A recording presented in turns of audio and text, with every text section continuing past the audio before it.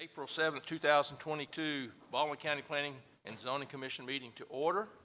If you will, at this time, stand with me. We'll have a prayer and a pledge of allegiance.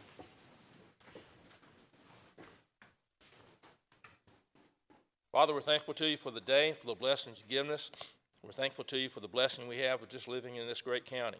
And Father, we just pray now that you'll just bless us, and particularly the leaders of our county, all of those that whether elected or are serving in other positions, Father, our first responders, we lift them all up to you and just pray that you'll bless each one. Thank you for our staff that's made this meeting possible tonight, putting together all the information.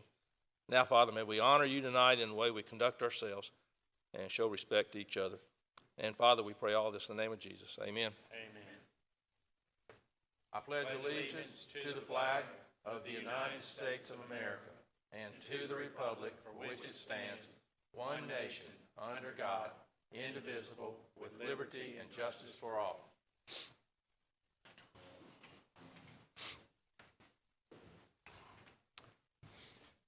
Okay, at this time I'm going to call roll.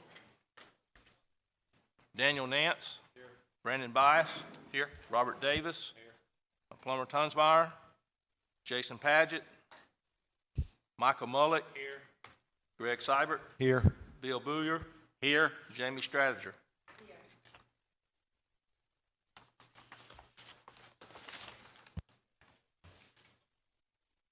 And I know Jamie was at our special call meeting we had, but again, I want to welcome her to she's our newest appointed member to the Planning Commission. We're glad to have you on, Jamie. All right, at this time, we have 3 sets of minutes that were sent to you. We have our work session minutes from March the 3rd. We have our regular minute meetings of March 3rd. And then we have our special call meeting, which was March 22nd. Are there any changes to any of these?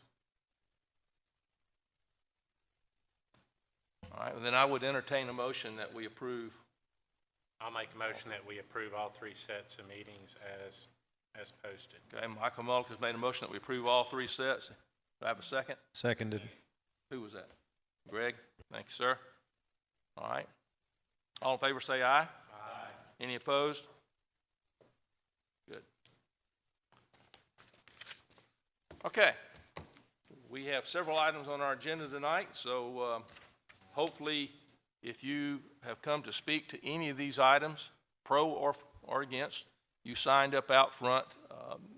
They will bring those to me, and at the appropriate time, I will call on you to speak. We will give the applicant the opportunity to come up and make a presentation after our staff has done that, and then we will call on any public comments. I will reach a point where when it appears there are no other comments, I will close the public hearing, and when I do that, and then the public hearing for that item will be closed. You will not be allowed to speak, so be sure. I'll give you the opportunity to speak if you want to. I would ask that if you have cell phones, please mute those, and I think we've got it covered. So, with that, we will start with our rezoning cases, and we'll go to our first rezoning case and open the public hearing for case number Z22-3 Century Plaza property. Ms. Boykin.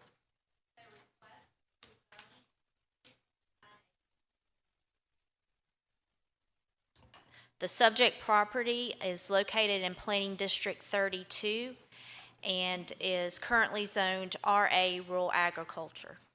The subject property is located off of Fish Trap Road, also known as Barber's Marina.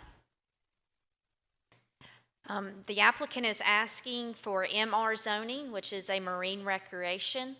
The proposed use is to expand their marina, their boat yard, marine service, and offices. Here's a zoning map that shows the 22.9 acres outlined in black. The whole RA parcel, I believe, is around 200 acres, but they're just asking for the 22 acres to be rezoned. To the east is their current marina that's zoned MR. They also own the RV1, which is a RV park. Here's some pictures of the subject property and adjacent properties. Here is the site plan that was submitted. You can see in the purple is the existing RV1. In the area in blue is existing MR. And in the red is what they are asking to be rezoned to MR to expand their marina.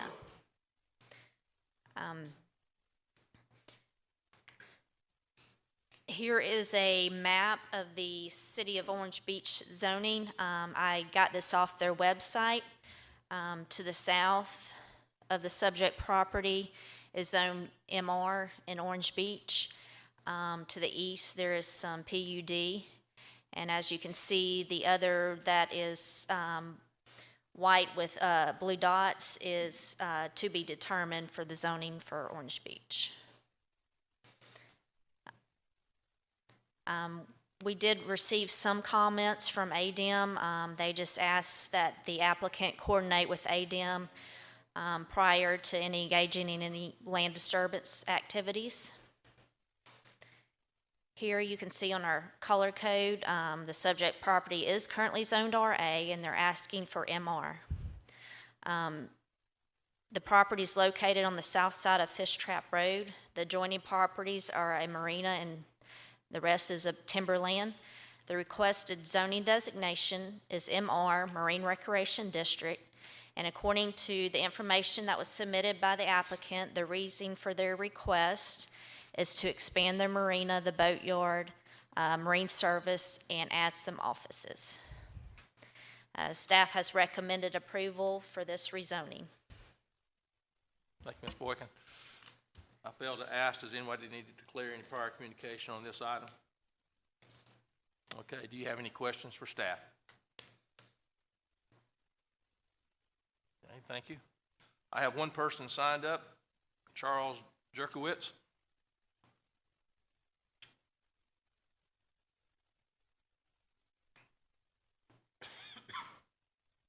Thank you. I'm just really here to answer any additional questions you may have regarding the rezoning request. Okay, anybody have any questions for the applicant? I think not. All right. Thank you. Is there anyone that failed to sign up that wanted to speak? Okay. Selena, you have anything else to add? I do not, no. Okay, I'm gonna close the public hearing then. Any Mr. questions or Chairman? comments? I'd like to move approval of this rezoning. It'll be a recommendation to the Right. county commission. Yes. Okay. I'll second it. Mr. Billiers made a motion to make a recommendation that the request be approved to the county commission. Michael Mullick has seconded the motion. Any questions or comments? All in favor say aye. Aye. Any opposed? Okay.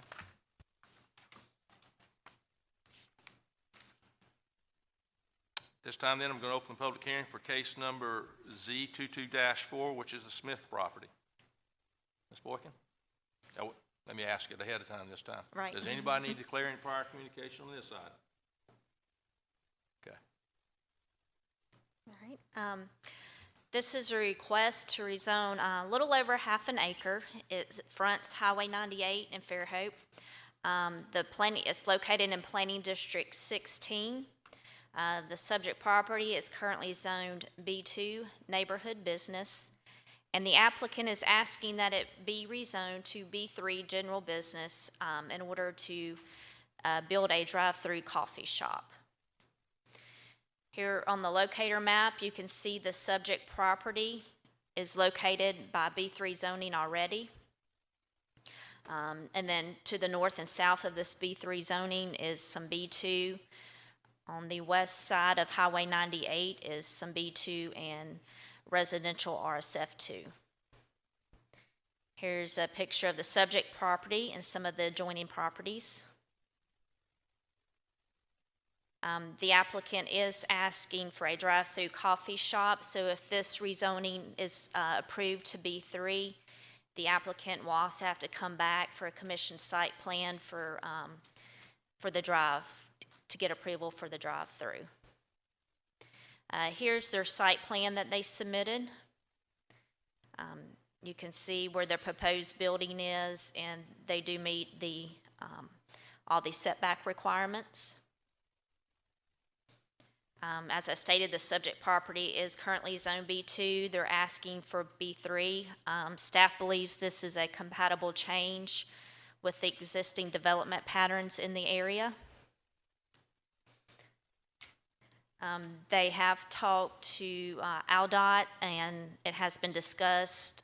They're not requiring any improvements to the existing access that is to be shared, but they suggested they need to remove the culvert in front of this parcel to stabilize the area. Here on our color code for our zoning, you can see that it's B2. They're asking for B3, which is not a large change, especially when it's surrounded by B3 zoning. As stated previously, the subject property is currently Zone B2, neighborhood business, and is vacant. The property adjoins US Highway 98, and the adjoining properties are commercial and are Zone B3. According to the submitted information, the purpose of this request is to allow for a drive-through coffee shop. If the property is rezoned, the proposed use will require a commission site plan approval from the Planning Commission. And staff has recommended approval of this rezoning request. Thank you. Any questions for staff? Selena, is that just a typo on the header where it says PRD request at the top? Yes, it is. Okay. It is rezoning requests. Thank you. Okay, any other questions? Thank you, Selena. All right, Chris, Lee?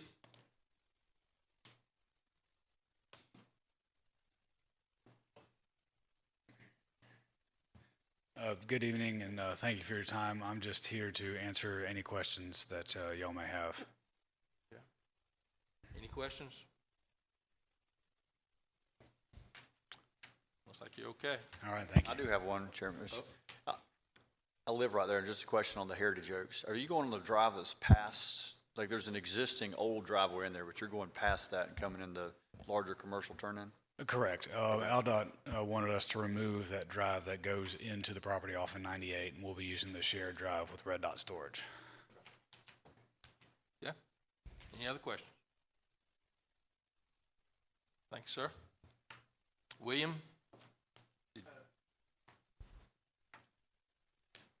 Is it William Haynes?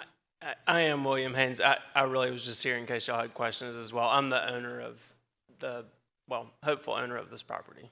Okay. Any questions for the owner? All right, thank you. Is there anyone else that wanted to speak that failed to sign up? All right, Ms. Boykin, anything else you need to add? With No, that? there's nothing. Okay, I'm gonna close the public hearing. Again, this is a recommendation to the county commission. Okay, so Bill has made the motion that we recommend that this be approved to the county commission. Do I have a second? Second. Brandon Bias has seconded the motion. Any questions or comments? All in favor say aye. Aye. Any opposed? Motion carries. All right, well, that does it for our rezoning. We will now move to our subdivision cases. Our first case, we'll open a public hearing for case number SC22-4, which is the Persimmon Creek Estates Phase 1 preliminary plat. Mr. King? Thank you, Mr. Chairman. Mr. Chairman, do we need to pause for your disclosure statement? Well, thank you, sir. We do. Does anybody need to clear any prior communication on this item? It's all yours. All right, thank you, Mr. Chairman. Chairman, Commissioners, we're here to consider a 9-lot subdivision known as Persimmon Creek Estates Phase 1.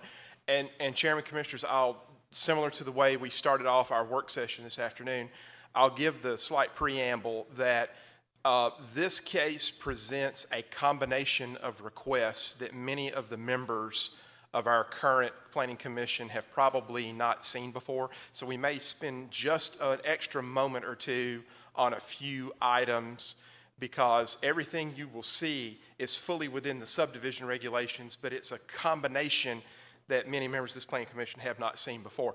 And so we'll begin, commissioners, you see the entire plat zoomed out quite a bit on this particular slide.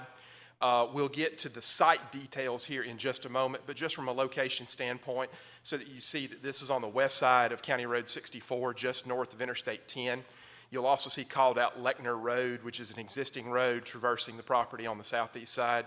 You'll see several other features, including Styx River and Persimmon Creek, which traverses the property, as well as other existing roadways nearby north of Interstate 10. Commissioners, as you are accustomed to seeing this particular page right here where we go over the property details. Typically, we go through this pretty quickly and just hit the highlights. There is an unfortunate omission, and thank you, Mr. Chairman, for catching that I need to confess here that the owner-developer, Mr. Hannon McLeod, his information is missing from this page, as well as Mr. Jason Linder, who is the surveyor of record. His information is missing from this page. And Mr. Chairman, I did not have the opportunity to meet Mr. Linder before the meeting. I walked in right in. So if he's with us here today, would he identify himself? All right, Mr. Linder, I'm sorry. You and I have talked on the phone dozens of times, but we haven't met today. So you'll have an opportunity to jump in here when we get into the public hearing. Planning District 12. Again, we noted the location prior. This is requesting 9 lots. The entire property is zoned to RA, rural agriculture. An important feature to point out when we move to the second page, each lot that is requested is 20 acres in size or greater. We'll explain that in a moment. There's also a remnant requested for this piece of property that requires a variance, and it's a procedural matter that is appropriate in this situation that we'll explain momentarily. Less than 50 lots does not require the traffic study, as you see on the right side of your slide. Drainage improvements are non-required. So again, in this scenario, in Article 4, Section 4.5.8A, A is an alpha in the subdivision regulations, the allowance of creating lots 20 acres in size or greater does not require drainage improvements. Furthermore, wetlands, by invoking Section 4.5.8C as in Charlie, in lieu of going through the process of a wetland delineation, reflecting the Baldwin County Generalized Wetland Map with a 50-foot wetland building setback is allowable in this scenario, and the plat you will see momentarily reflects just that. No new streets or roads are proposed for this particular development. Again, a provision of this section of Article 4 in the subdivision regulations where we have lots 20 acres in size or greater. So the applicant is invoking that section, this in case 4.5.8D is in Delta, which allows frontage and continuous access from a 60-foot wide private ingress-egress easement in lieu of direct connections to a paved road that we see more typically in a more traditional subdivision. Your utility providers are on the bottom of the right side of your screen. So commissioners, we have this. This is, I think, the first time you've seen this combination in some time. Commissioners, this is a similar map to what you saw previously. What I would call to your attention here, the light green shading, of course, the subject property. The main thing we wanted to distinguish here is just that this is on but does not cross the border between Planning District 12 and Planning District 13. You'll see on the next slide, Planning District 12 is zoned, subject property is zoned RA, rural agriculture. Planning District 13, which it's immediately adjacent, is unzoned. And again, you see the similar features that we talked about earlier. Commissioners, what we have for you on this slide is because of the size of the property, this is basically an entire 640-acre section being what we're typically used to seeing in the public land survey system. The color coding you see here does not necessarily mean anything in particular other than to help you distinguish the lots from one another. I will point out an area, and if you can see my pointer, this area right here is a parcel that has already been created via the one-time split provision. The rest of the color-coded parcels are going to be lots subject to this approval, will become subdivision lots of record on a recorded plat. The balance of the property is requested to be a remnant parcel, not in that subdivision. We'll cover that here momentarily. Here, Commissioners, we've just zoomed in on the plat in a clean plat where you can actually see the various features. We've called out but not color-coded the area of one-time split. So what you're seeing here, non-color-coded, are the various lot lines, the parcel lines of the one-time split, the ingress-egress easements, and as well as the potential wetland areas and the wetland building setbacks. One of the requirements for this particular property, because it is zoned, is item number 2. With the zoom in and zoom out, you can't see the notes on the plat, so we wanted to illuminate this for you, that all future subdivision lots shall comply with the wetland requirements of the subdivision regulations, may include a wetland delineation and a jurisdictional termination from the U.S. Army Corps of Engineers. Here we've simply zoomed in a bit tighter where you can distinguish the lots proposed by the subdivision a bit more cleanly, as well as identify the one-time split area. Zooming back out, Commissioners, the blue line is the 50-foot wetland building setback. We wanted to show it on the entire property. We wanted to show it zoomed in. Keep that in mind compared to the color-coded lots you saw previously. Here, zooming back out, we've shown all of the potential wetlands from the Baldwin County Generalized Wetland Map with their 50-foot wetland building setback shown in blue. Commissioners, this area right in here is quite a bit of an overlap of different flood zones as well as potential wetlands. I was getting a bit carried away color coding. I will just tell you verbally that entire area is made up of potential wetlands, and there may be spots of areas that do not contain potential wetlands. For the sake of brevity, I would just verbalize that to you. There's a great deal of wetlands and potential wetlands on the subject property. Zooming in on the lots as we've seen previously to better show you the potential wetlands from the generalized wetland map as well as the 50-foot wetland building setback. So Commissioners, let's go to now consider the variance before you. So for the sake of brevity, what we decided to do was to combine the subdivision itself and the variance into a single staff report, into a single presentation. So the applicant's requesting exclusion of 442.34 acres from the subdivision plat via the variance request you see SV22-2. This is consistent with section 8.1.1 of the subdivision regulation as a variance request for a remnant parcel when a subdivision results in a large out parcel that is greater than 20 acres. Talked about you have two recommendations before you.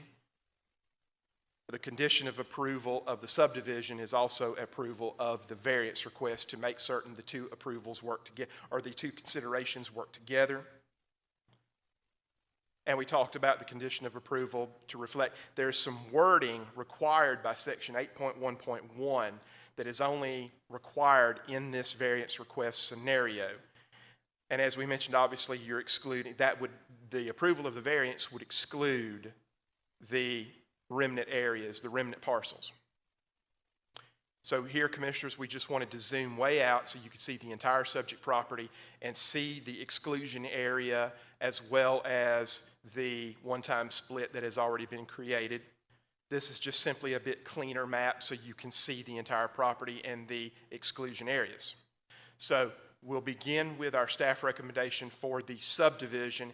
As you see, we're recommending approval. Your case number there, Persimmon Creek Estates Phase 1.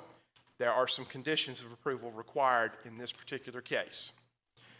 Commissioners, I will confess that there is basically a typo on the plat that I did not catch until I was preparing the staff report. And so the plat reflects the term wetland buffer. That should be wetland building setback. As a condition of approval, we're asking that the recorded plat reflect that wording. Also, we'd like to request, for the sake of clarity and for schematic purposes, determine the parcel ID number of that remnant parcel reflected on this plat. That will go a long way to eliminate confusion for the future readers who download that plat. Add the following note to the plat, and Chairman, again, this is a bit my fault because it was believed in my communications with Mr. Linder that this note was already on the plat, but in fact it is not. But basically, subject property is located within the Baldwin County Flood Hazard Overlay District and the Baldwin County Wetland Protection Overlay District. and I won't read everything, but the various permits may be required to obtain a U.S. Army Corps of Engineers wetland determination. Again, because this site is zoned, those provisions are applicable. And then finally, approval of the variance request, which we described previously. What we will do here, Commissioners, is you may want me to go ahead, Chairman, and present the staff recommendation for the variance, and then we can fall back to answer questions. Okay, if we're going to do that, then I want to go ahead and open the public hearing for that also. If we're going to do them, then that way I can let the public speak to both of them if they need to. Yes, sir, And Mr. then Chairman, I will follow We'll take your action lead. on them separately. Yes, sir. So, Okay. yeah, exactly, Mr. Commissioner. So, that in mind, Mr. Chairman, our staff recommendation for the variance is approval with your case number right there. And then condition of approval would be the recorded plat created by the subdivision case will include the following note. And this is regarding you have a total of 352.93 acres plus or minus remnant. So you have the various remnants. As we saw earlier, that totals up to about 442 acres. But Section 8.1.1 requires the note that you see on screen right there to be placed on those remnant parcels. And Commissioners, I won't waste your time by reading the wording, but basically the two remnant areas, one north of Persimmon Creek, one south of Persimmon Creek, each of those on the plat will reflect the note you see on screen. It'll also reflect today's date, assuming approval. Okay? Commissioners, Chairman, Commissioners, this is a lot. What I would say that this is a 9-lot subdivision that just has a combination of features you haven't seen in a while. Before we turn it over to the applicant, I'm happy to answer questions on behalf of staff. Thank you, Mr. King. Any questions for staff?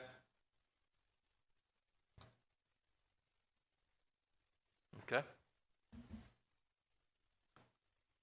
Then I'll call up I have two signed up for this. I'll start with Mr. Linder. You want to?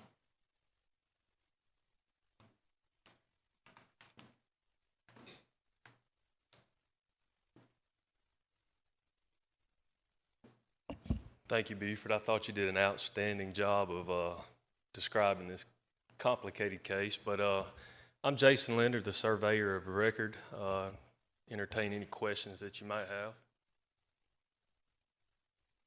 I have one. We talked about it in work session just real quickly. I believe that it was mentioned that the reason on lots, between lots 3 and 4, and then on lot 4, I don't know if we need to go back to that slide, the roadway access to the lots seems to be mapped through wetlands. And I know those are generalized wetlands at this point, and someone mentioned it may be that those were old logging roads that those are lined up with. Yes, that's existing. It's an existing roadway there. Is the reason that's in place as is.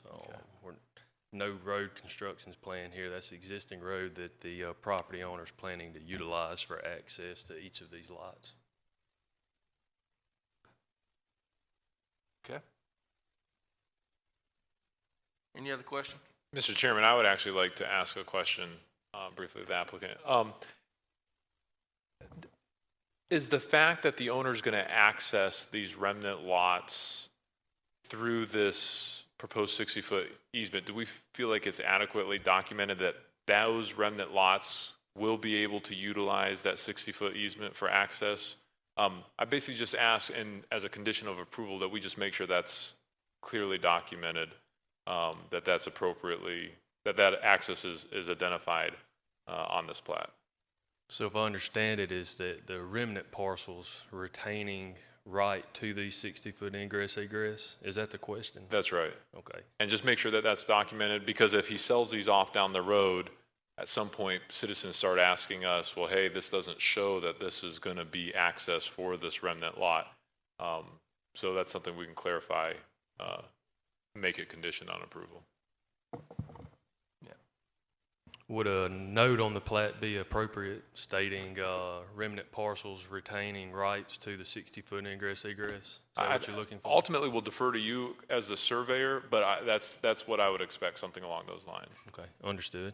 And I would say be sure you clearly define maintenance responsibilities for those.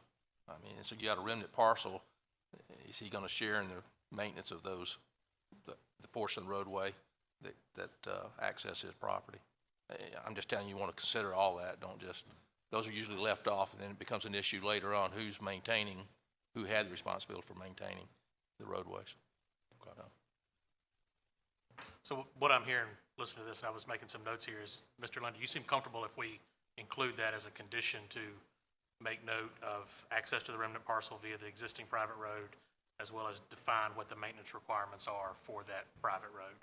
Yes, the intent was to retain right for the remnant parcels for these easements for future subdivision purposes. Any other questions? Okay, thank you, sir. Thank you.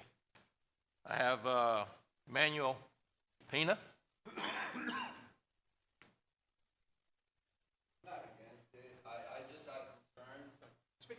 Yeah, just come up and just tell us your name and ask your question. We'll see what we My can get name for is you. Manuel Pena.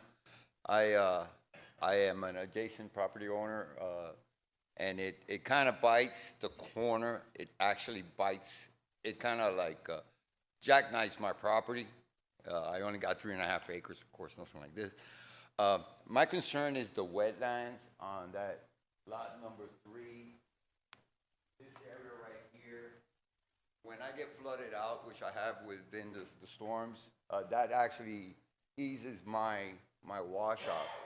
Do you consider that the engineer, are we going to fill that in, or are you considering the blue an easement, and that's going to stay natural way? Because that actually helps to wash off into Persimmons River, and it kind of saves my part of the land. Does anybody could answer that? Is that your only item? I'll see if I can get it. The other concern is we're going to have easements, and this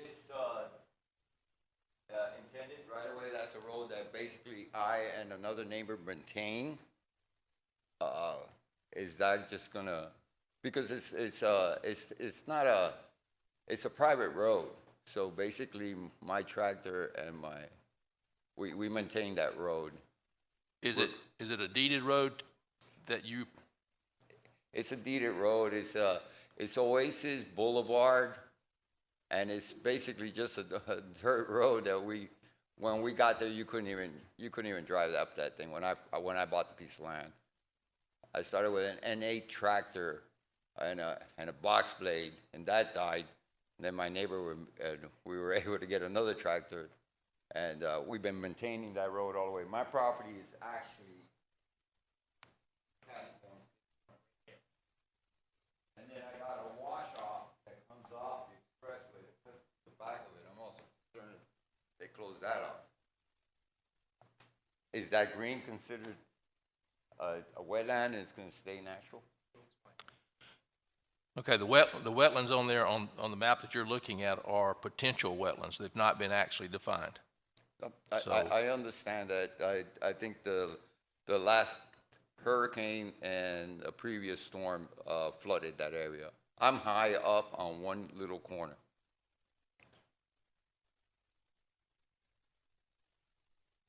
Buford, can you shed any light on the private road issue? Do you know of any additional comments to that? I mean, So, Mr. Chairman, and this may be I'm going to take a stab at that. This may be better to be answered by our surveyor of record. Oasis Boulevard is not on this piece of property. I'm going to look for a better view here, and this is probably our best view here. And I'm going by memory here, and again, Mr. Linder, certainly feel free to ask the chairman to invite you back to the podium if you need to. But Oasis Boulevard is not a function of this development, is not a consideration of this development. And so I really can't comment on an access that's not touching or not involved in this particular subdivision request. In terms of wetlands, and we can maybe spend just a moment to explain this, and obviously with trying to go through this quickly, obviously I didn't spend a huge amount of time on this. So the Baldwin County Commission, we have a generalized wetland map. The most readily available version of that map is actually available in the Baldwin County Tax Parcel Viewer, and that is a layer that anyone with internet access can turn on. So what you see reflected on this subdivision plat are those same potential wetlands.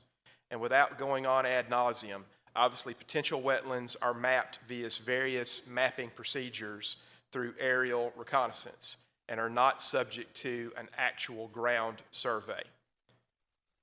This particular request before the Planning Commission utilizes the provisions within the subdivision regulations where, in lieu of doing that ground survey, those potential wetlands are shown on this subdivision plat, as well as a 50-foot wetland building setback. So I don't know if that answers the question thoroughly enough, that in lieu of finding the actual wetlands and getting them determined by the Corps of Engineers as actual wetlands, this applicant has elected to use the much more stringent and possibly much larger wetland area reflected from the generalized wetland map. In terms of flooding, commissioners, I won't go too far into that, and it's a bit difficult to see, but if you look at our plat right here, if you look through the center of the plat that is traversed by Persimmon Creek, the darker gray areas are the flood zones, as determined by FEMA. And so the firm, and you know, the details we really don't get into in this type of meeting, the firm panel numbers, the areas that are in low flood hazard, all of these are features that are included on every single subdivision plat, certainly included on this one. And so in terms of this type of request and this type of approval, should it be approved, the applicant is showing everything they're supposed to show, Mr. Chairman. Okay. So I don't know if that thoroughly answered the question, but that's the best I can come up with right here. Mr. Linder may want to request to come back up to the podium as well. And I think bottom line, part of what I'm hearing is due to what they're proposing, due to the size of the lots here, there is no regulatory method for us to do anything about drainage at this point, just due to the size of the lots themselves. And it doesn't require that we do anything beyond at this time. Now, if they do anything else to the property, divide it or something, yes, that would probably trigger something. But at this point, what we're doing tonight will not trigger that. And Mr. Chairman, I do have a concluding remark, but I think our citizen may want to speak one more time if you'll allow it. Okay. And I must apologize, I misread the map. You're absolutely right. The Oasis Boulevard does not go through their property at all. It just bites a little corner. In fact, it's right there. It's, I think, Lot 2. And regardless, I do understand. I worked for DR Gordon for a long time, so and I've worked construction all my life. I understand. My concerns were basically on the fact that if it was going to be overdeveloped to the point that, you know, it was going to choke my area out. 20-acre lots. Yeah, Yes. at this point, you won't see that on this development. I mean, they would have to come back if they choose to start doing something on a larger scale, breaking this up in smaller lots. That'll be another submittal. Commissioners, thank you for your time. You're welcome. And thank you for Appreciate your for comments. education, basically. I was just concerned. Feel pretty embarrassed. I have no objections to what the proposal is. I just had concerns and didn't have any other place to get the information. That's Thank what you we're for here your time. for. Thank you for coming. Thank you. Thanks, sir. Okay. And Mr. Chairman, just a brief concluding remark. And this, I think we talked about this during the work session, and I promised I would address it here in brief.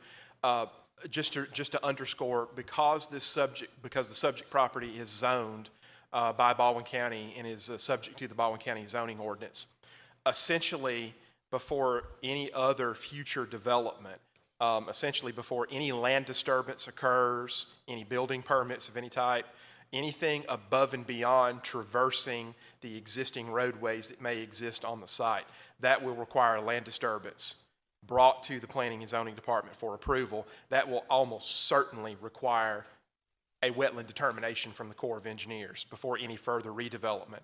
Also, Commissioners, essentially re-subdivision of any of these lots will be a bit trying without building brand new paved roads into the site, which will involve, you know, the entire process of what it takes to build a paved road in a site such as this. Okay. So, Mr. Chairman, let me thank you and the commissioners for indulging us, because we took a little bit extra time on this one, and I appreciate you allowing me to spend the time explaining this. Sure. Any questions for staff? Okay, anyone else that I missed that wished to speak that didn't sign up? I'm going to close the public hearing at this time. We will address the case number SC 22-4, the preliminary plat, Phase 1 preliminary plat first. And please, if you make your motion to approve, be sure to include the staff comments. Mr. Chairman, I make a motion that we approve SC 22-4, subject to the 4 conditions outlined by staff, as well as the additional condition to note on the plat for access of the remnant parcel being the existing private road, and to include defined maintenance requirements of the existing private road. Okay? I'm just, let me break in real quick. I'm just wondering, the maintenance and how that comes about and who does it and who's responsible is probably more in line with the homeowners association or however they decide it. And I'm not sure if we can do a condition about how the maintenance is divided between the various property owners or the remnant parcel versus the subdivision parcel.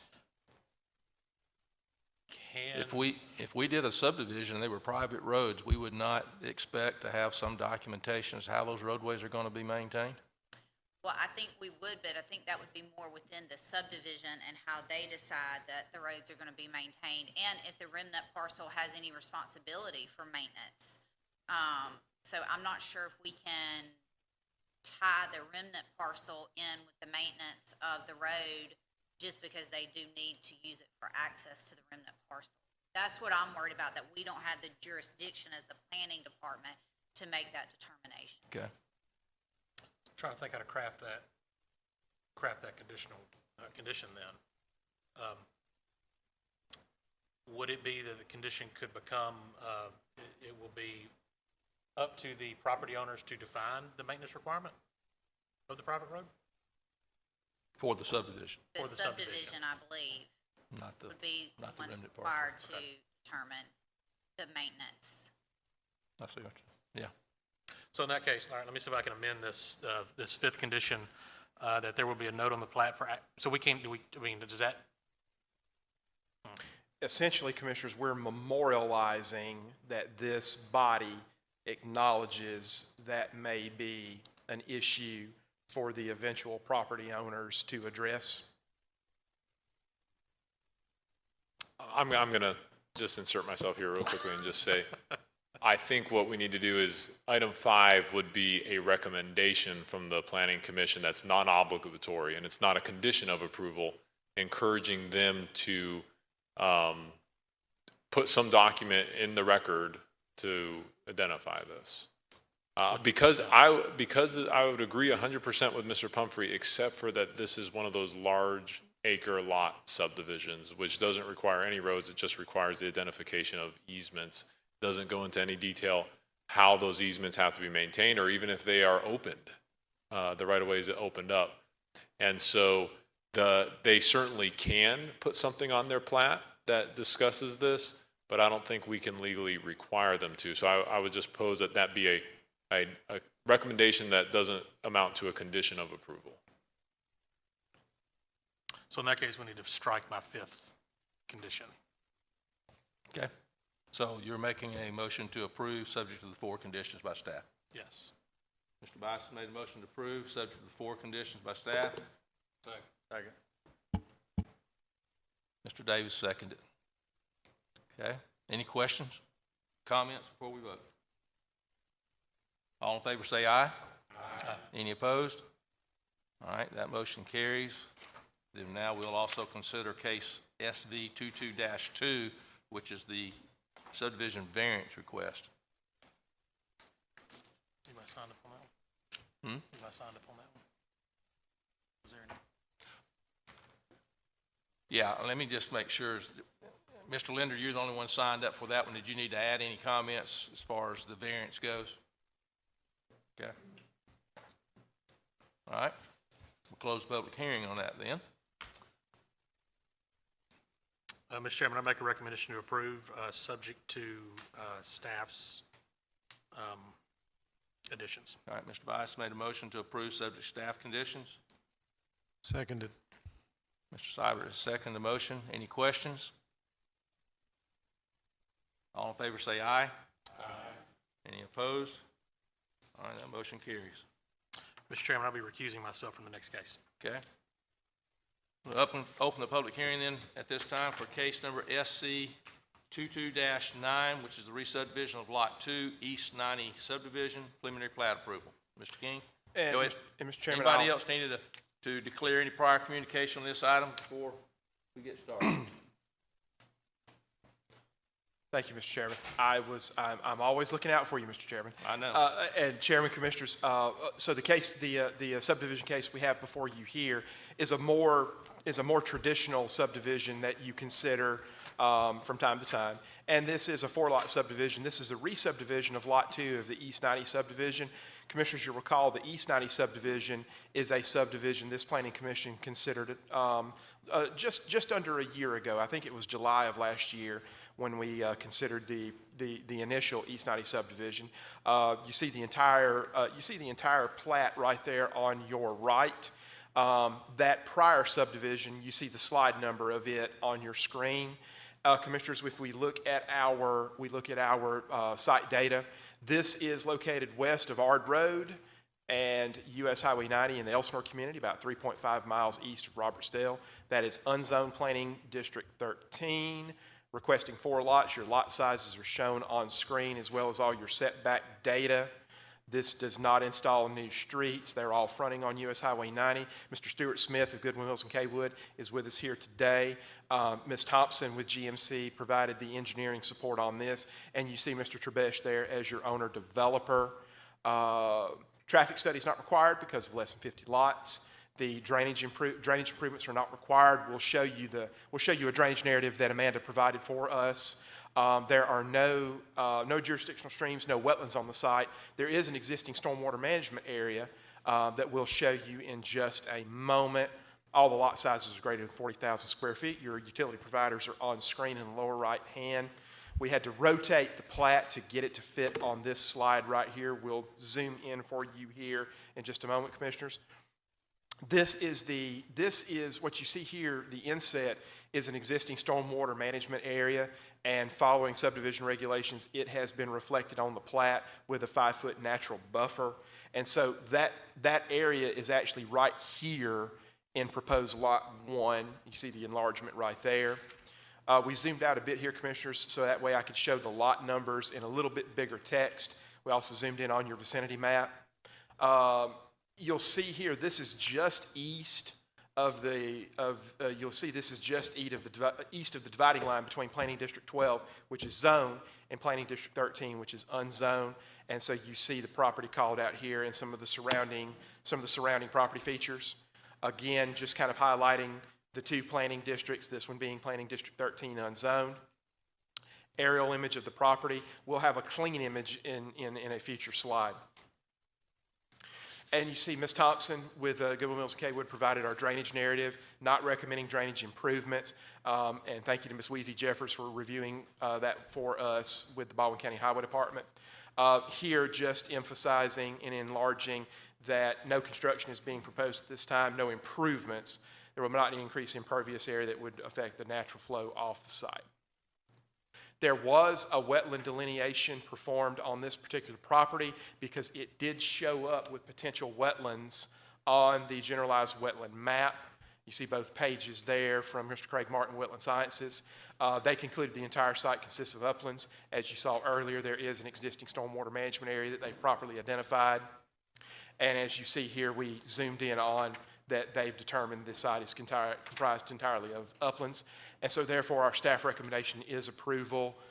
Commissioners, no deficiencies with the application, no conditions required. We can toggle back and forth. Commissioners, this is a bit cleaner aerial image, as I promised earlier, without the color coding on top of the property. And so you'll notice that existing stormwater management area in this particular image actually holding some water right there. Like we talked about, it's been reflected on the plat as it should. Commissioners, Mr. Smith is with us here today, and I'm happy to answer questions on behalf of staff. Thank you, Mr. King. Any questions for staff? Okay. Mr. Smith, do you have anything you want to add? He's here if we have any questions. Anybody have any questions for the applicant? Okay. Anybody else that failed to sign up that would like to speak on this item? All right, if not, I'm closing the public hearing on this one.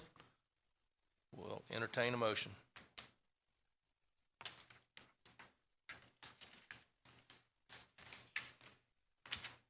Mr. Chairman, I'm making a motion, we approve the re-subdivision of Lot 2.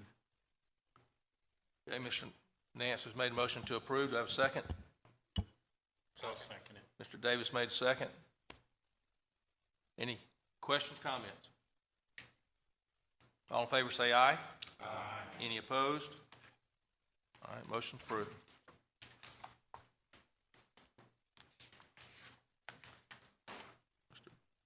Mr. Bias, get back. This time we will open the public hearing for case number SC 22-11, the BFLC Elam Creek East Phase 2, First Edition preliminary plat approval. Does anybody need to declare any prior communication on this item?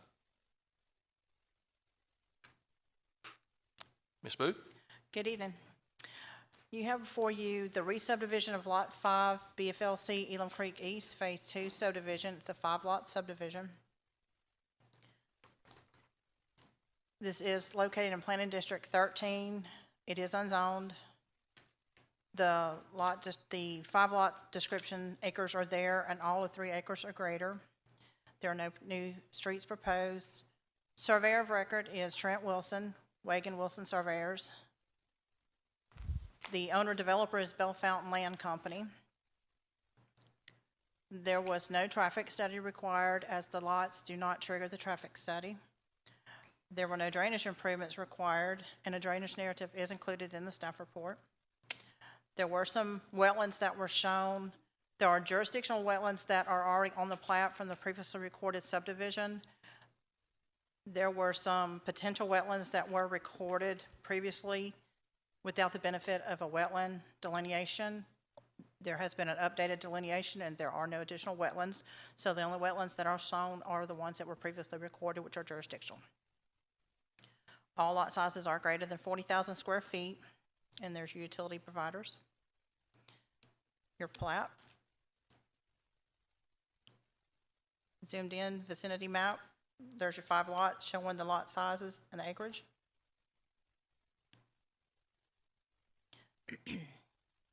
Your map showing the location. There's your subject property. Chris Lee, Lieb Engineering, provided the drainage narrative. There were no improvements that were required, and Weezy Jeffords with the Highway Department has reviewed and accepted the drainage narrative as prepared and what is shown on your screen. This is your wetland report from Craig Martin, Wetland Sciences, which indicates that there are no potential wetlands other than what was identified with jurisdictional wetlands. And just to show you a little inset, that's the little red area there is the jurisdictional wetlands. There are no conditions for approval. There's no outstanding deficiencies. Staff does recommend approval of preliminary plat for SC 22-11. And I'll be happy to answer any questions you may have. Thank you, Ms. Booth. Anybody have any questions for staff?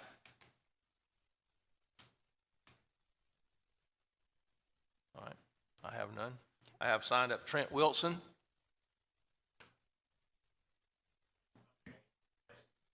Okay. You're the surveyor, right? Yes. Okay, does anybody have any questions for the surveyor? Okay.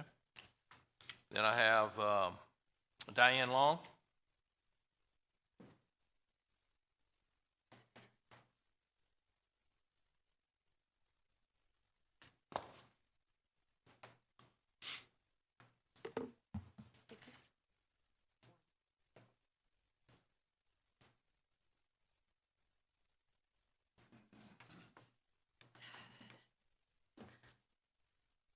I happen to be a property owner on Lindholm Road.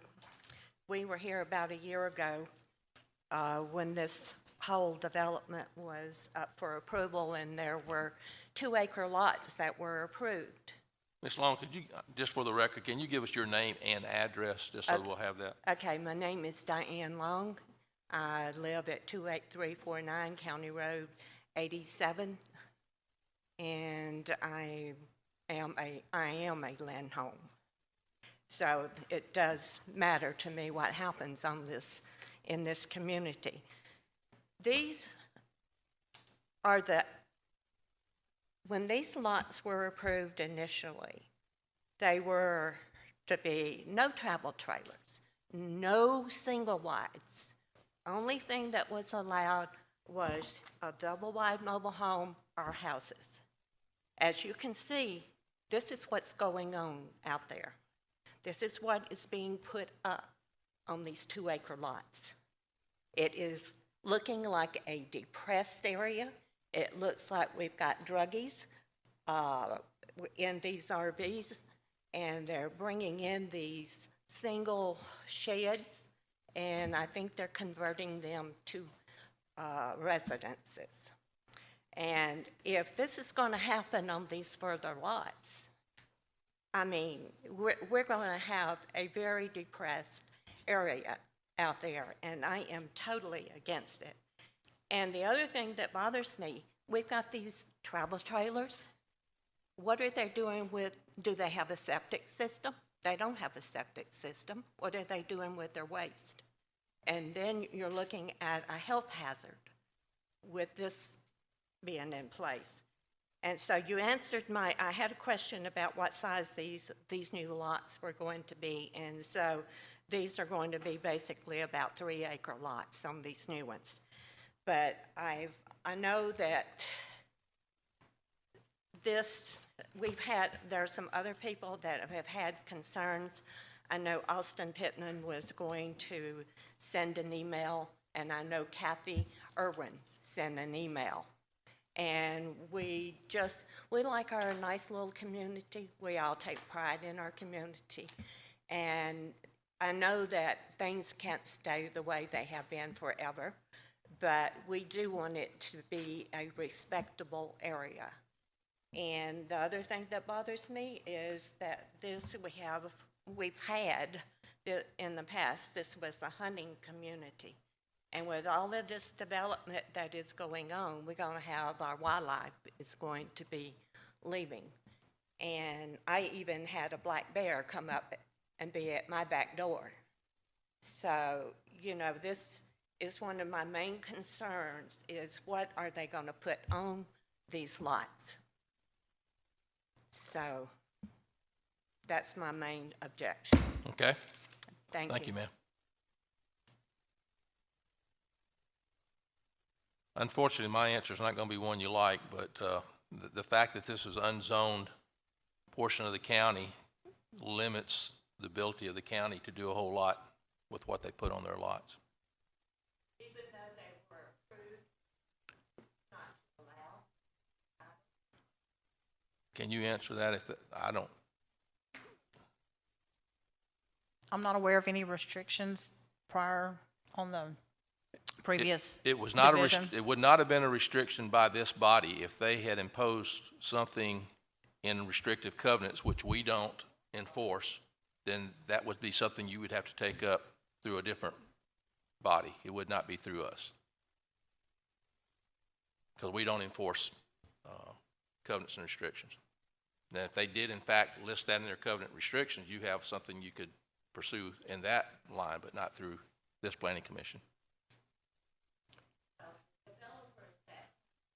You'll have to come back to the mic if you're going to speak, because it's being recorded. The developer at that time stated that there would not be any RVs and even not a single wide mobile home. They were only allowing the double wide and homes. And so that's how that got approved. And I don't know, do you have to have it on a plat, or does it have to be like a deed restriction? Again, this planning commission would not have approved that with that notation, because they are allowed to put Okay. what. Well, but if they imposed it on themselves, through a deed restriction. That's Yeah. something you can pursue through that, but not, we can't enforce that. Okay. Well, we filed a complaint with the zoning because of the fact of we're concerned about the waste and the septic tanks. Right. Because most of them do not have, I have not seen a septic tank being put in. When they sell these lots, which they're selling for a nice price, about $99,000 for 2 acres, they give you a gravel driveway and a well. That's what they give you. Then the owner has got to clear it. So, and I have not seen anybody out there putting in septic systems. So, Okay, okay. Thank you for your time. thank you. That's all I had signed up. Is there anyone else that failed to sign up that wants to speak to this? Okay. Ms. Booth, you need to add anything? I have nothing further to add unless Matthew has anything he wants to. Any questions from Planning Commission? Just a statement, and maybe Matthew can remind on the importance of voting in zoning in your area to prevent some of these things. And that's right, I was going to chime in with that note. We have had several complaints come in on Lindholm Road the past week. I didn't actually connect the dots that they were probably being triggered by this development coming in. But so far, in fact, I got a review of one of those. We sent a code enforcement officer out there, and there's going to be very little we can do because these are unzoned areas. And so our only authority is in the subdivision regulations, which is just dividing up the lots. It's not we can't regulate the use on the lots themselves. We are still looking at that. They're still not allowed to infringe on those wetland buffers and things like that. But these are larger lots, so there's a lot of places you can put an RV on there without infringing on those buffers. So the only way to regulate that use, in a zoned area, you cannot occupy an RV except in an RV park. And that's the type of thing that zoning can provide. Okay, thank you, Matthew. Any other questions for staff? I'm going to close the public hearing if I haven't already, and I'll entertain a motion. Mr. Chairman, I make the motion we approve. Mr. Davis made a motion to approve. Do I have a second? Seconded. Mr. Seibert, second the motion. Any questions or comments? All in favor say aye. Aye. Any opposed? Motion carries. All right, I'm going to open the public hearing now for case number SC22-13, the Grandview subdivision, preliminary plat approval. Does anybody need to declare any prior communication on this item? Mr. King? Thank you, Mr. Chairman. Grandview subdivision, 2-lot subdivision. You see your plat on screen. We'll go through the basic property information. This is requesting 2 lots. Both lot sizes are there on screen. This one not requesting any new streets. We'll get to your map here in just a minute, but this is located on the west side of County Road 95, approximately 1/4 mile south of County Road 32. That's about 9 miles east of Summerdale. This does not propose any new streets. They're all going to front on County Road 95. You see your parcel information there. 2 lots, of course, won't trigger a traffic study. No drainage improvements are required. We do have a drainage narrative that we will show you here momentarily. And then there's the generalized wetland map did not reflect any wetlands on this subject property. You see your utility providers there in the lower right-hand corner of your screen. Here is the plat zoomed out quite a bit where you see the 2 proposed lots running on County Road 95. We've zoomed in a bit here, Commissioners, for you.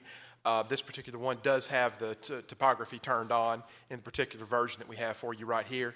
From a location standpoint, you'll see this again just south of County Road 32 on the west side of County Road 95.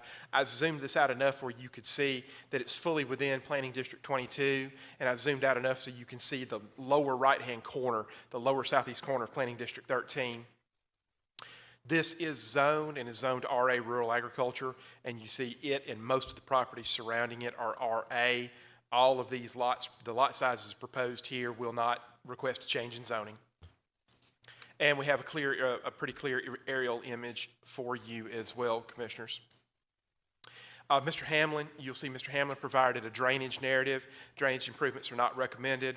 Thanks again to Ms. Weezy Jeffers for doing our drainage narrative review that she accepted on behalf of the Highway Department.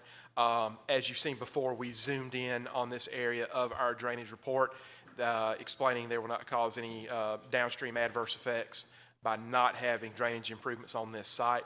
And so, Commissioners, we have a pretty standard recommendation for approval here. There's no conditions of approval. There's no deficiencies here. And I am happy to answer questions on behalf of staff. Okay. Any questions for staff? Okay, I think there are none. I have one person signed up, Cody.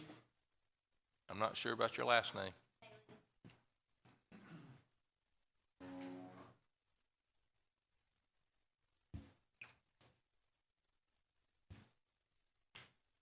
Give us your name and address just for the record. My name's Cody Maley. I don't live adjacent to this property. I'm just a real estate agent assisting with this. But you still want my address? That's fine. Okay. I just wanted to add that there are going to be covenants and restrictions that are currently in process attached to this.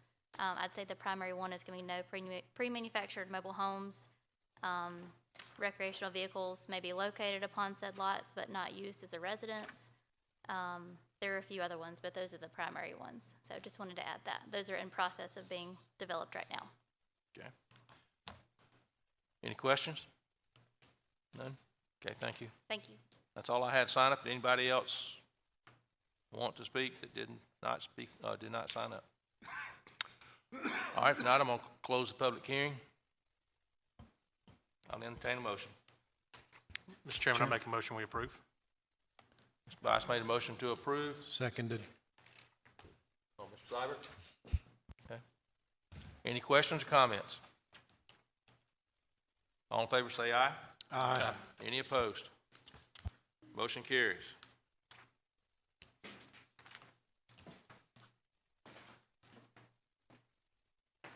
Okay, under new business, we have a construction setback appeal.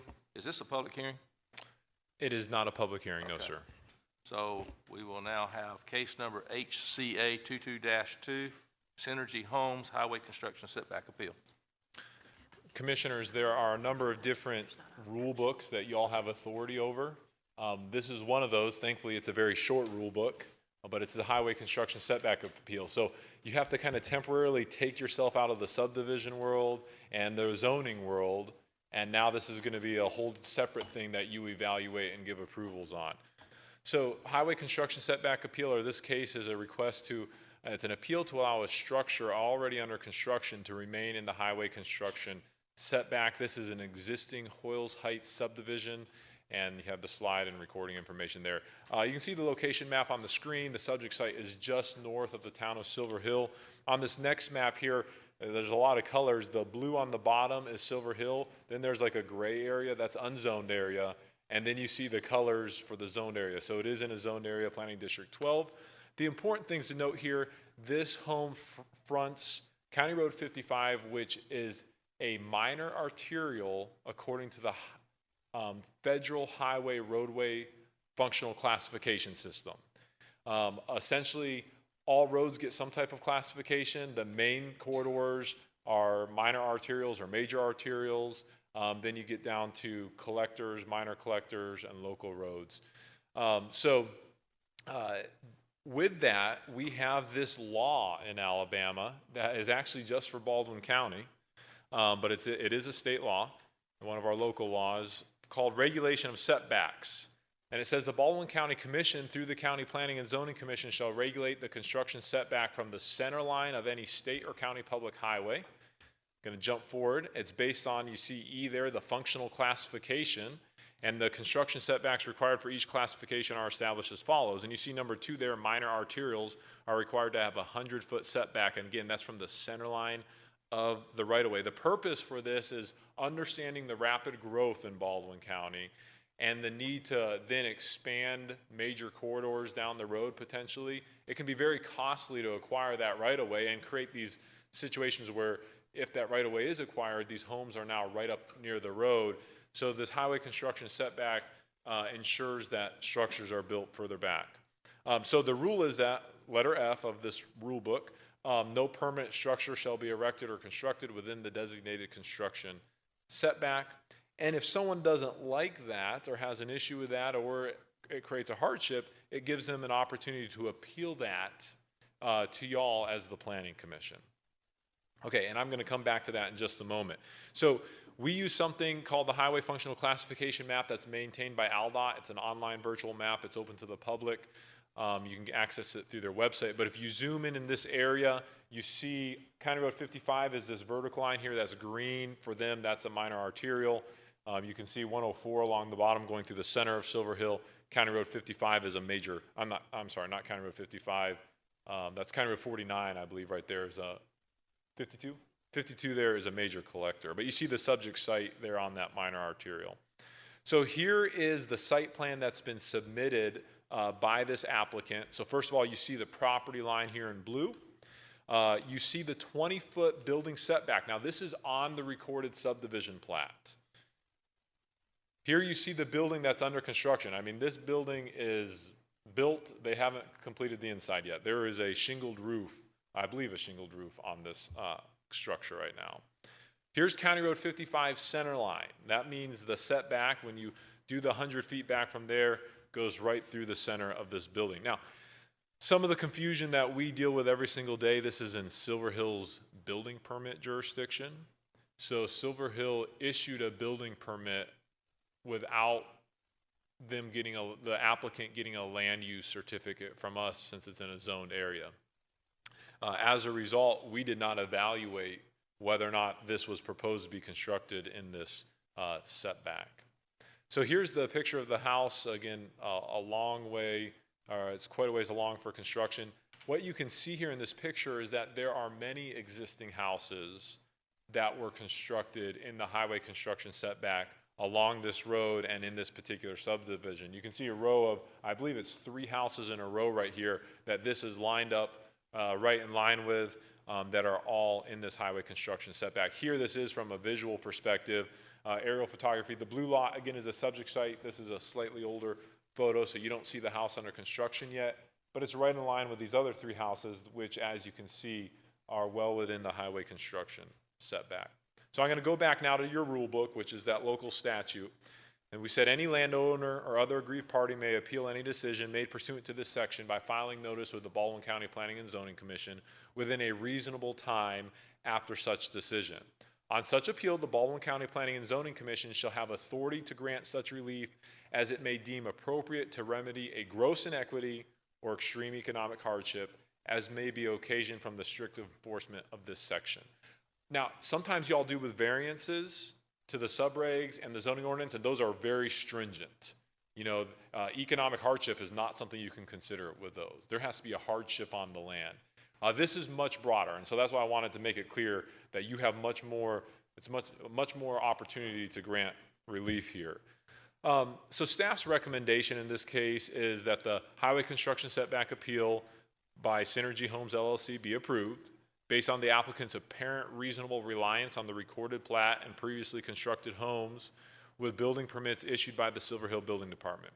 However, it is noted that had the applicant properly requested a zoning site plan approval prior to construction, this issue, sorry for the typo there, likely would have been detected and resolved prior to any construction. I believe the applicant owns the next lot to the north, and we would expect them to go through the appropriate processes with that lot when they get there. The appeal, if approved, shall apply only to the subject parcel. And that's all I have on this. Okay. What about the 3 houses that are within the setback? What happens with these? So, if we received a complaint on those, we could go, try and pursue some type of action. But our only way to enforce this is in a court of law. And I can just tell you right now, there would not be an appetite on those fully constructed houses to do anything of that sort. Was the highway construction setback not noted on the plat for that subdivision? It was not. And here's one thing to note: the roadway classifications change over the course of time. So I don't know when County Road 55 became classified. Hoyles Heights was almost certainly platted before County Road 55 had any classification there, almost certainly. And then it probably became a major collector, and then at some point a minor arterial. And that changes with each time. So there's a chance those 3 houses, no, those were permitted fairly recently. So I can't make that excuse for those either.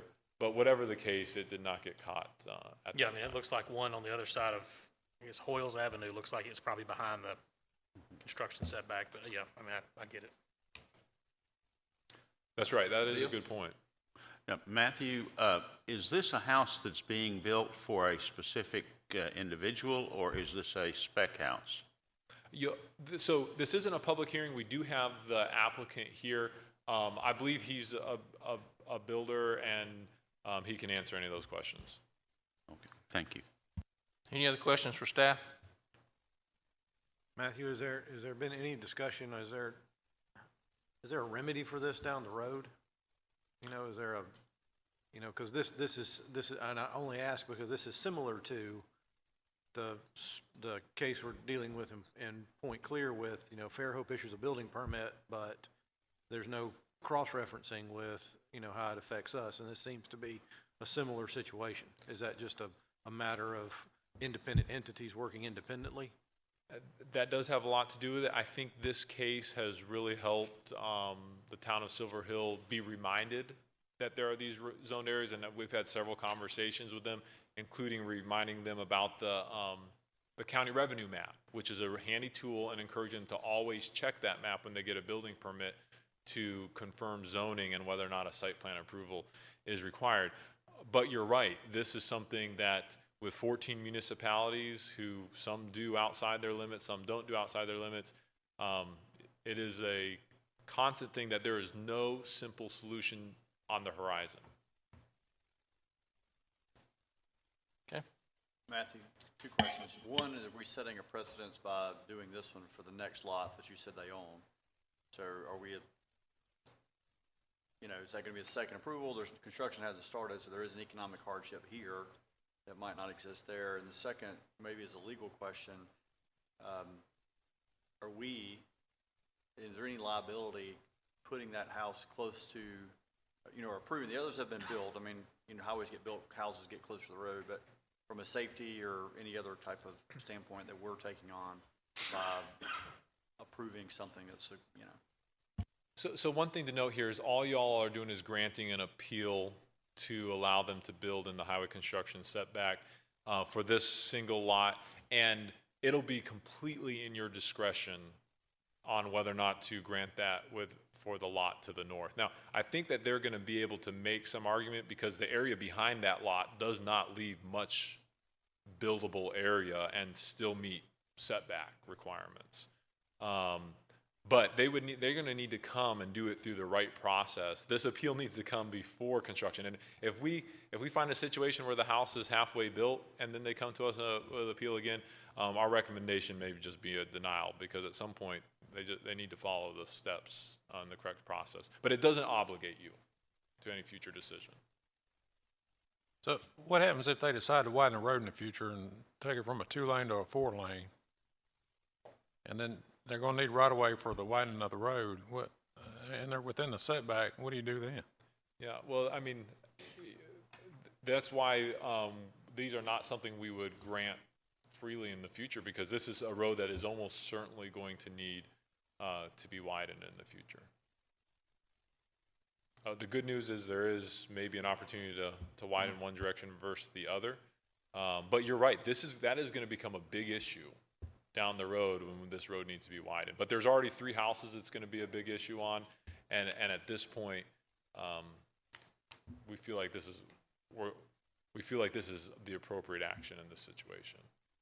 Again, on a future house there, our recommendation is going to be quite a bit different. But on a house that's halfway constructed, given that they were given a building permit and all those factors combined, we think this is probably appropriate. Okay. Mr. Griffith, did you want to say anything or speak?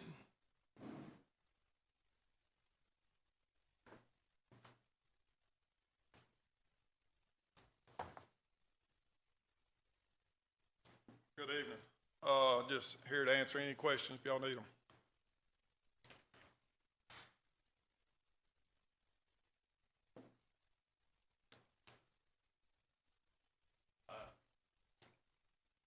I would go back to the question that I asked before.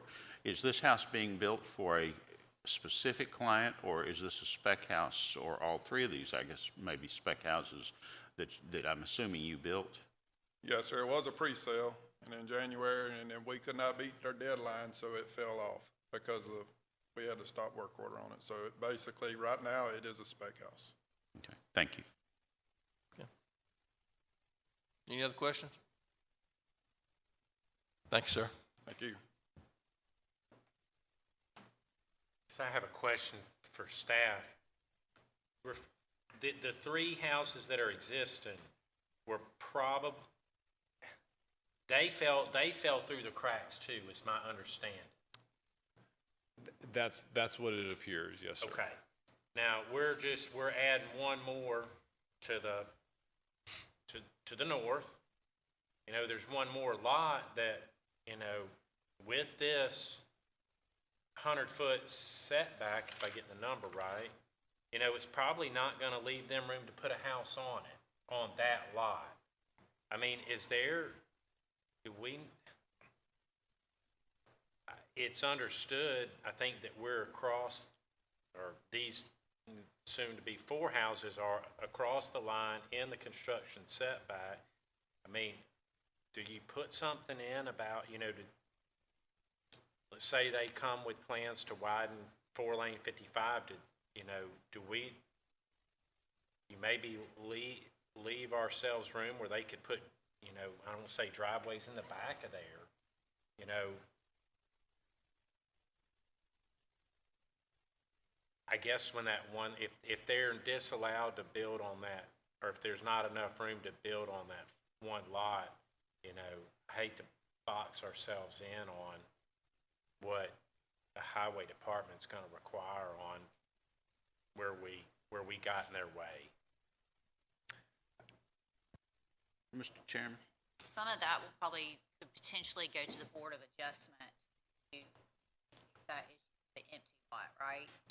Potentially, they need to bring that's it right. back because then they most likely, if they have to follow and abide by the the highway setback, then they're going to have an issue with the back variance. And then the back variance is handled by the Board of Adjustment if they need a variance from that width there in the back. So they kind of have to probably choose one or the other to try to adjust if they're going to try to build on that empty lot.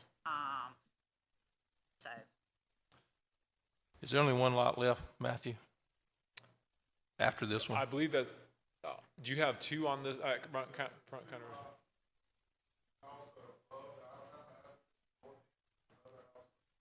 I knew that house was in on the north side there. Okay. Is the house that's on the south side of Hollis Avenue, is it properly placed? So it does appear that, and Brandon noted this as well, that it does appear that many of the houses to the north did observe the highway construction setback based on their placement. Okay. And so you know, that makes it clear that it is possible to put a house on these lots that observes the highway construction setback. So that's again why moving forward, they're going to have to propose a plan for either staying in that setback or maybe requesting to encroach just over by just a couple feet instead of a large amount like the current one is. If we were to approve this and the highway department comes along and enforces that, I'm assuming they would take the property potentially by eminent domain. And does that leave us with some liability for going ahead and approving this when we have a reason to believe that the highway is going to be expanded? I do want to temper kind of expectations as a whole. As far as I know, we are the only county in the state that has these highway construction setback requirements. So they're kind of a unique thing to Baldwin County. We would not incur any liability for something like that. Now, it may cost the county more to acquire that right away down the road, but it's not going to be a liability issue for the county for approving an appeal to the highway construction setback. And I'll say, I think that anytime they have one of the highway construction projects, it's, these issues happen, and then they have to see from an engineering standpoint, which is the best way. It's just the way it is, because you're gonna eventually increase the width of a lot of roads, even though there's homes there. I mean, even on 181, if you go down it, that's why you may start on this side for a little while, and then the next mile you may be on this side. So that's, that's just a little bit of the planning of progress that occurs. Matthew, is there a disclosure for the homeowner that buys this, that, they live there for 5 years and all of a sudden they do get eminent domain and their house is gone and they go back to public records and we approved it? Well, and I guess I see what you're saying there with the liability thing. What's interesting about this is there's nowhere to document the disclosure unless we had them record on an amended plat. Would be the only option really to document that. But if right-of-ways are acquired that required eminent domain, that eminent domain would be triggered whether or not the house is in front of the construction line, highway construction line or not, if that makes sense. The question will be how much does that eminent domain or right-of-way acquisition impact the remnant value of the house after eminent domain. And as the right-of-way line gets closer to that front porch, obviously that impacts it more and more. We are starting to wade into a pretty complicated legal area here with right-of-way acquisition. So But the point is, we have the ability to do this. That's right. It's in the regulation, and in fact, it's been done many times throughout the county. I know for a fact that there have been places where churches and others have sought relief and built out into the setback. So it's not something we just give away, but it gives us the ability to look at each case. And I think what I'm hearing this was pretty well along, but anything from here on, we're going to take a look before they start construction. And the highway department does not oppose this either as well. Yeah. Okay, any other questions?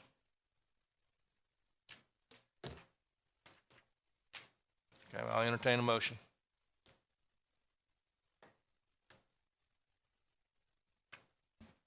Mr. Chairman, I make a recommendation that we approve this appeal. Okay. Mr. Bice made a motion to approve the appeal. Have a second? Mr. Seibert made the second. Any questions or comments before we vote? All in favor say aye. Aye. Any opposed? Motion carries.